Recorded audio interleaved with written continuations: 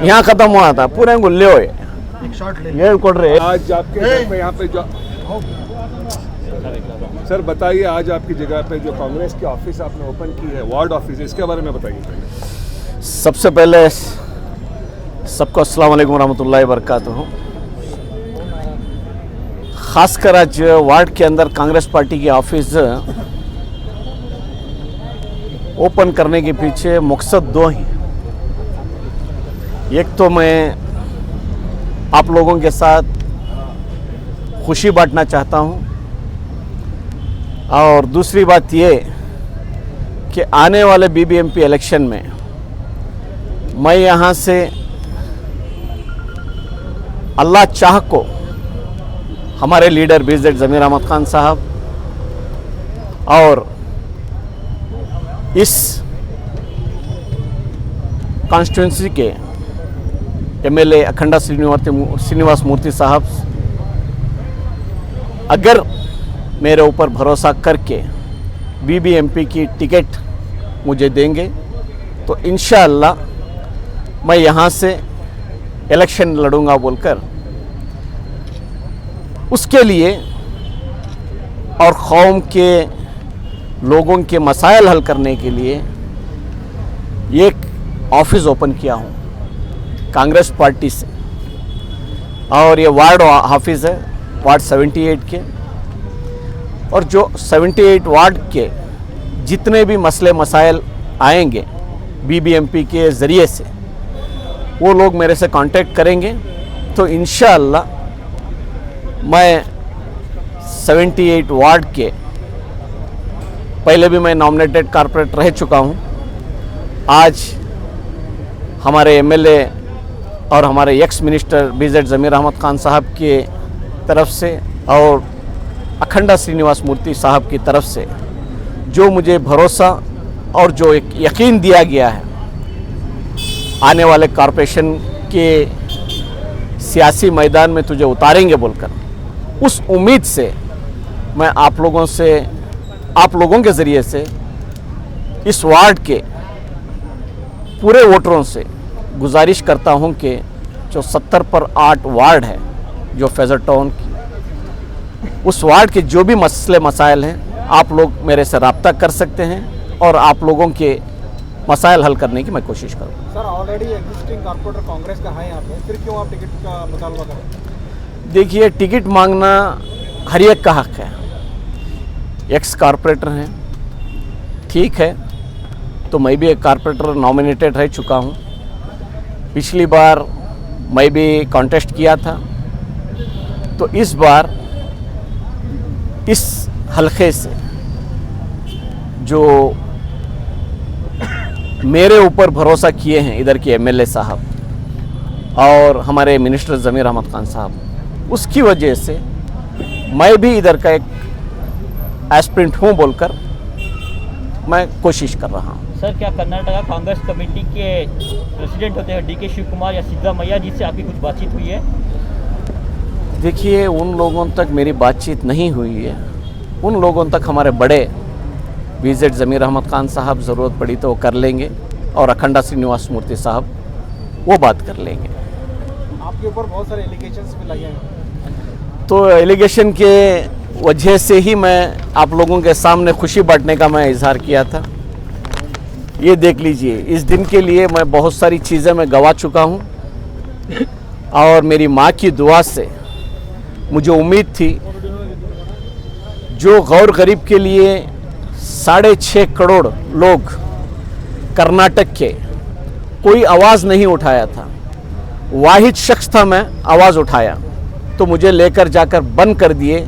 उन गरीबों का मसले को दबाने के लिए मुझे बंद किया गया, उसका जीता जागता सही सबूत इधर है, देख लीजिए, इसको आप रिकॉर्डिंग भी कर लीजिए। सर, इसका बारे में क्या ये सीबीआई से आपको भी मालूम है, अल्लाह अल्लाह के फजल से ये केस जाने के बाद 10 से 15 साल लगता है उधर से, 2.5 से 3 साल के अंदर सीबीआई वालों ने कोर्ट के अंदर एनओसी डाला है कि मुजाहिद के ऊपर कोई ऐसे एलिगेशन नहीं है, सिर्फ ये 15 मुजाहिद है वो ज़मीन बेचा है आईएमए को, सिर्फ इतनी गलती है, ज़मीन बेचने की गलती की वजह से उनको बंद कर दिया गया है, उनको केस में इन्वॉल्व कर दिया गया है। तो इसके लिए इनको इस केस से आप निकाल कर आप इनको सरकारी गवाह बना सकते हैं ताकि उन गौर गरीब को पैसे दिलवाने में इनकी मदद की हमको ज़रूरत है बोलकर उन्होंने नो ऑब्जेक्शन कोर्ट में डाले हैं। सर मेन स्ट्रीम मीडिया में हमने देखा था कि जब आप कहीं इंटरनेशनल ट्रिप पे जा रहे थे तो एयरपोर्ट पे आपको मंसूर के साथ देखा गया था, उसके बाद से सारा मामला कहा गया था कि आप दोनों की मिली भगत है। तो वही तो लोगों को बेइज्जती करने के लिए 10 मिनट का काम है, ये इज्जत कमाने के लिए मैं 25 से 30 साल अरसा लगा दिया था। अभी देखो ये हक बात बोल रहा हूँ ना, बहुत देरी से लोगों तक पहुँचेगी, अगरचे मैं इधर कुछ बोल दूँ गलत तो 100 गुना फास्ट फैलेगी लोगों के बीच में। अफवाहों के पीछे हमारी कौम ध्यान जितना देती है उतना हक के पीछे दे देगी, तो इंशाअल्लाह मेरे जैसे कई लीडर्स आगे बढ़कर कौम की खिदमत करेंगे। अगर एफआईआर को अगर हम देते तो उसमें आपका नंबर 15 पे आता था, जो बहुत ही नीचे था। इतना होने के बावजूद भी जो लीडर्स है उनसे आपको ऐसी दुश्मनी क्या थी कि उन्होंने आपके साथ इस तरह से किया? इतने सारे कई लीडर तो दूसरे भी हैं ही। देखिए लॉजिक आप लोगों को समझना चाहिए। मैं अकेला आवाज़ उठाता था उस टाइम पे, जो कुछ भी गलत होता था मैं सिर्फ मेरी वार्ड तक, मैं काउंसलर बोलकर मैं मेरे घर तक की मैं नहीं कभी नहीं सोचा। जब कभी भी कौम को ज़रूरत पड़ी है, जब कभी भी कौम को नीचा करने का कोशिश कोई भी मिनिस्टर हो, कोई भी एमएलए हो किया है, तो उनको मुंह तोड़ जवाब देकर मैं लोगों के बीच में कौम के लिए आवाज़ उठाया हूँ। सर अगर सीट टिकट नहीं मिले दूसरा कदम क्या है सब आपका? देखिए दूसरा कदम मैं आपको ये बोलूँगा कि मैं दूसरी पार्टी से जाऊँगा, दूसरे इससे नहीं, बिल्कुल नहीं जाऊँगा। मैं कांग्रेस में हूँ, मेरे साहब कांग्रेस में हैं, मेरे एमएलए साहब भी कांग्रेस से हैं। इंशाअल्लाह मुझे उम्मीद है टिकट मिलेगी, अगरचे नहीं भी मिलेगी तो इंशाअल्लाह मैं कोई पार्टी से कॉन्टेस्ट नहीं करूँगा, क्योंकि पूरे जितने भी एस्पिरेंट हैं इधर फेज़र टाउन से, उन लोगों से पूरों से मेरी बातचीत भी हुई है।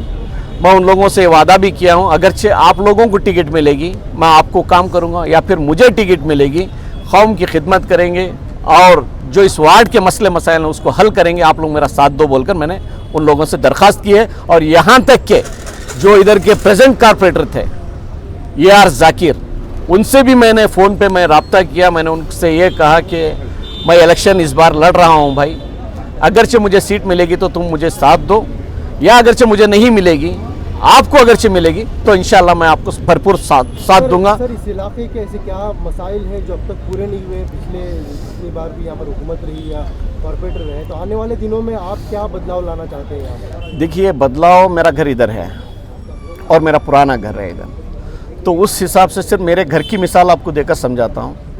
इधर के जो भी ड्रेनेज सिस्टम है ब्रिटिश के ज़माने की हैं। इधर के पूरे ड्रेनेज सिस्टम के अंदर जो पाइप डाला गया है वो भीड़ के डाला गया है, वो अंदर कई जगह फूट भी गए हैं, तो पानी ड्रेनेज सिस्टम बहुत गलत पुराना है, तो उसको बदलने के साथ साथ वाइट टॉपिंग का जो काम चल रहा है वो पेंडिंग है, उसके लिए भी आवाज़ उठाऊंगा। और इंशाअल्लाह मेरे सामने जो भी मसाइल आएंगे उसको मद्देनज़र रखते हुए मैं काम करूंगा, क्योंकि ये दिन का मैं इंतज़ार कर रहा था। इसीलिए मैं कहीं किसी पार्टी फंक्शन में नहीं आता था और लोगों के बीच में नहीं जाता था। वजह इसकी ये कि लोगों ने जिस तरीके से मुझे बदनाम किए थे, समझो ख़ब्रिस्तान को भेज दिए थे। आज अल्लाह अल्लाह के रसूल ने मेरी माँ की दुआओं से मुझे नया एक बोलते हैं ना, एक नई ज़िंदगी मुझे बख्शी है। तो इंशाअल्लाह ये नई ज़िंदगी को मैं आगे बढ़ाते हुए पीछे पलट कर देखना नहीं चाहता। जो कोई भी मेरे दुश्मन किए हैं मेरे पीछे साजिश, मैं उनको अल्लाह के हवाले कर दूंगा। आज के बाद उन लोगों को दुश्मन की नज़र से भी नहीं देखूंगा। जो कुछ भी फैसला करेगा अल्लाह की ज़ात पर मुझे इतना यकीन है, जो ये रिपोर्ट आने के बाद वो फैसला भी मैं अल्लाह के हवाले कर दूंगा। और आने वाले दिनों में लोगों के मसले मसाइल हल करने के साथ साथ दुश्मनों को गले लगाकर चलने की मैं कोशिश करूँगा। पुजारी साहब, IMA इन्वेस्टर्स के लिए आप क्या कर रहे हैं? अब तक स्टार्टिंग में तब आवाज़ उठाते रहे, लेकिन बाद में एकदम खामोश इख्तियार कर लिया। तो यही तो मेन सवाल अभी आप पूछ रहे हैं। आवाज़ उठा करके तो मैं जेल गया, उस आवाज़ को दबाने के लिए तो भेजे। जब से मैं जेल गया उसके बाद कौन एक वाहिद शख्स बताइए इस IMA के लिए आवाज़ उठाकर उनका हक दिलाने के लिए आगे आया है? एक नाम मेरे सामने गिनवाइए। आप जेल से वापस आने के लिए खामोश हो गए। खामोश हो गया, लेकिन मेरी मजबूरी थी। पाबंदियां लगा कर थे, CBI से पाबंदियां लगा कर थे, जेल में जो बेल दिए बेल के ऊपर पाबंदियां लगाए थे। IMA के बारे में, IMA के ताल्लुक से तू कोई बात नहीं करेगा, अगरचे करेगा तो तेरी बेल कैंसिल होएगी। तो ये मेरी मजबूरी थी। आज मैं आज़ाद हूँ, आज मैं आज़ाद हूँ, आप लोगों के सामने इसीलिए बैठा हूँ। आज मैं आज़ाद हूँ, मेरी माँ की दुआ मेरे साथ है, और कौम के उन गौर गरीब के लिए, बड़े लोगों का तो छोड़िए, उनके पास दौलत के अंबार रहेंगे, लेकिन जो गौर गरीब के लिए मैं आवाज़ उठाया था, उन लोगों की दुआ का नतीजा मैं आप लोगों के सामने जिंदा बैठा हूँ। या फिर कोई दूसरा होता सुसाइड कर लेता। अब क्या करेंगे? अब मैं यही करूँगा इंशाअल्लाह। उन CBI ऑफिसरों ने मेरे से दरख्वास्त भी किए हैं कि आप एक सरकारी गवाह बन जाएंगे तो इंशाअल्लाह IMA के इन्वेस्टरों के लिए एक मदद साबित होएगी बोलकर, इंशाअल्लाह उसके बारे में सोचकर बड़ों से राय मशवरा करके उन लोगों को साथ देने का फिर से मैं कदम उठाऊंगा जिन इंशाअल्लाह। लोगों के लिए आप जेल गए थे, अभी आप पे पूरा खुलासा हो चुका है, अब सरकारी गवाह बनने का भी आपको ऑफर आया है। क्या जो 50,000 से ज़्यादा इन्वेस्टर्स हैं वो आपका राबिता कायम कर सकते हैं उनकी मदद के लिए? कोई कॉम्पिटेंट अथॉरिटी जिनके अंडर में पूरा प्रोसेस आता है? देखिए, उनको इंडिविजुअल आकर मेरे से मदद नहीं ले सकते, क्योंकि ये केस कोर्ट में होने की वजह से कानून के ज़रिए से ही उनका केस हल हो सकता है। तो कानून को जो मेरे से ज़रूरत पड़ेगी, जो मेरी मदद की उनको ज़रूरत पड़ेगी, उसका ताउन मैं भरपूर कानून को करूँगा। उसके ज़रिए से आवाम को पैसा मिलने जैसा एक कोई कदम उठा सकते हैं। सर, आखिरी सवाल आपसे, क्योंकि 2-3 हज़ार करोड़ का एक घपला जो बताया जा रहा है, जो मंसूर के जो प्रॉपर्टीज़ को जब्त किया जा रहा है, क्या आपको वाकई लगता है कि जितना कम से कम उसका 50% भी रिकवरी हो सकता है? ऑनेस्ट आंसर दीजिए इसके बारे में, क्योंकि लोग इतनी उम्मीद में बैठे हैं। बच्चों की शादियाँ हैं, स्कूल्स हैं, उनके शादी, कई सारे अस्पताल के ऑपरेशंस हैं, उम्मीद तो बेटे कम से कम मेरा 50% तो मिल जाए, 40% तो, क्योंकि अब जो स्टेटमेंट आप दे रहे हो, लोगों में उम्मीद आ जाएगी कि कोई एक आया है हमें दिलाएगा। देखिए, कोई एक आया है दिलाएगा नहीं। जो इंसान गवाह कर रहता है उसकी आखिरी सांस तक भी उसको उम्मीद रहती है मेरा गया हुआ, मेरा हक का पैसा मुझे आएगा बोलकर। उस उम्मीद पे कायम रहना चाहिए। जैसा कि मैं सियासत के अंदर कदम उठाया था, मेरी मंजिल पाने के लिए ये सब उतार चढ़ाव आते हैं बोलकर यकीन था, लेकिन इस तरीके से मुझे फंसाते हैं बोलकर ये यकीन नहीं था। लेकिन वो फंसा भी दिए, लेकिन अल्लाह ने मुझे रास्ता भी दिखा दिया। तो ऐसा मैं बढ़ चढ़ के आगे जा रहा हूँ। तो इसी तरीके से उन लोगों को उम्मीद हारने की ज़रूरत नहीं है। तो उनसे मैं ये कहना चाहता हूँ, हकीकत में सरकार कोई चीज़ को, एक रिंग बोलते हैं, रिंग बगैर बनाए, एक पब्लिक के अंदर अवेयरनेस लाकर आज इस चीज़ को एक्शन डाल रहे हैं बोलकर पब्लिक को बुलाकर एक्शन करेंगे तो उम्मीद रखता हूं, और आप लोग भी उम्मीद कीजिए, 50% ज़रूर पैसा उन लोगों को मिलेगा। Thank you. आवाज़